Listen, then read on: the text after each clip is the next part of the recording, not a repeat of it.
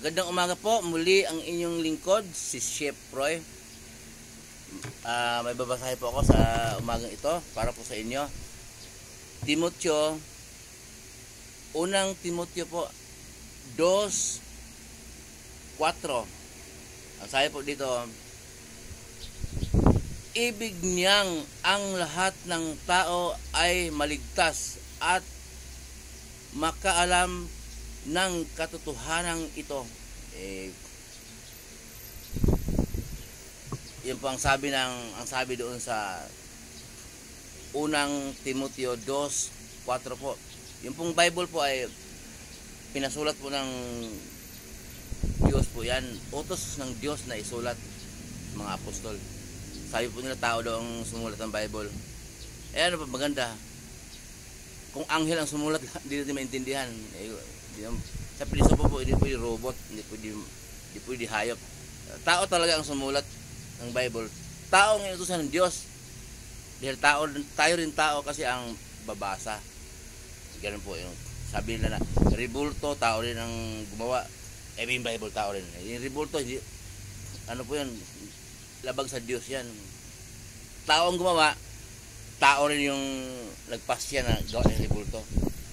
Yung pong Bible, tao ang gumawa pero utos po ng Diyos. Ang sabi po diyan po sa unang Timoteo 2:4, nais ng Diyos na maligtas lahat ng tao at makaalam ng katotohanan. Kaya po mapansin po natin, pero hindi natin pinansin. Pero kung mapansin po natin na may mga taong pinagkalooban ng Diyos ng kakayanan na magsalita ng kanyang salita, maghayag ng magandang balita. Mayroong taong ginamit siya na yung taong yan pinagkalooban niya ng kaunawaan pang marinig ng tao ang salita ng Diyos. Pero mayroon din pong mga nagsalita ng tungkol sa Diyos na hindi naman pala sa Diyos, ay hanap buhay lang para kumita ng pera. Tapos pag magtayo sila ng sambahan, binaka-chart, maningil ng 10% sa iyong kinikita. Payag ba kayo noon? Kung kumita ka ng 30,000 isang buwan, magkano ang 10% noon? Alamin nila kung magkano kinikita. Hindi lahat po, hindi lahat ng chart na ganun. Mayroon yung kung makita mo yung mayaman, makita mo yung mga turo nila na hindi naman sa Diyos, hindi naman kay Jesus. Yung turo po ng ating Panginoong Jesus, yung talaga ang naglalaban po talaga yung turo ng ating Panginoong Jesus na utos ng Diyos.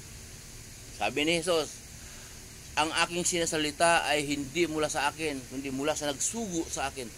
Pinakilala ni Jesus ang kanyang ama kasi nga noong Old Testament, noong panahon ng mga propeta lang ang nakakakilala sa ama. Kasi yung mga tao noon hindi naniniwala sa mga propeta na ang salita ng mga propeta ay galing sa Diyos. Hindi naniniwala, kaya pinakilala ni Jesus ang ama. Kaya kilalanin po natin kung yung turo galing ba kay Jesus. Yung turo natin Panginoon Jesus, yun po ang hindi po tayo maliligaw kasi may Bible naman, at saka hindi po tayo maliligaw kung anong bawal, kaso lang po hindi tayo makakatakas sa bawal.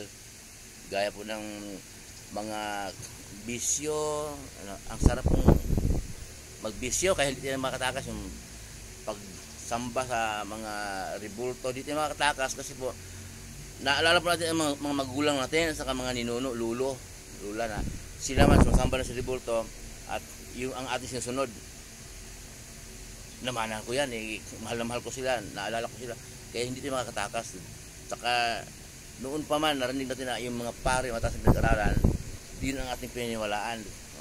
At saka po yung mga magaling magsalita na si Jesus daw, hindi raw Diyos, tao raw. Mali po yun. Nagkataon tao si Jesus, pero Diyos. Iba naman si Jesus at ang Ama, iisa lang daw. Mali po yun. Iba yung Ama, Diyos Ama, Diyos Anak, magkaiba po yun. At gagamit ang Diyos ng banal na Espiritu upang manguna sa atin para makasunod din sa utos ng ating Panginoon Jesus. Hindi po natin kaya kasi kung sarili po natin. Kung walang banal na Espiritu ang manguna sa atin, hindi po natin kayang sumunod sa kalooban ng Diyos. Paano magkaroon?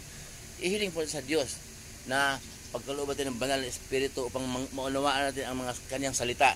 Pero mayroon talagang tao na matik na pinagkalooban ng Diyos ng banal na espiritu para manguna sa sarili niya, para isalita niya ang salita ng Diyos. Hindi man lahat ng tao po pinagkalooban ng kaunawaan. Ako pinagkalooban ako ng kaunawaan ng Diyos.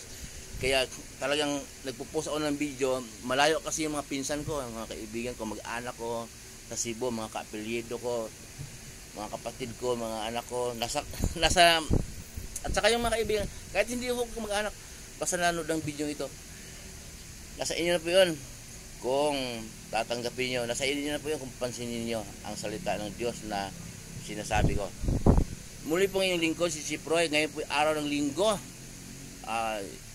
June 30, ngayon po ay 8:30 ng umaga. Muli po ngayong lingkod si Chief Roy. Lahat ng nanonood ng video ito, patuloy na ingatan ng Diyos.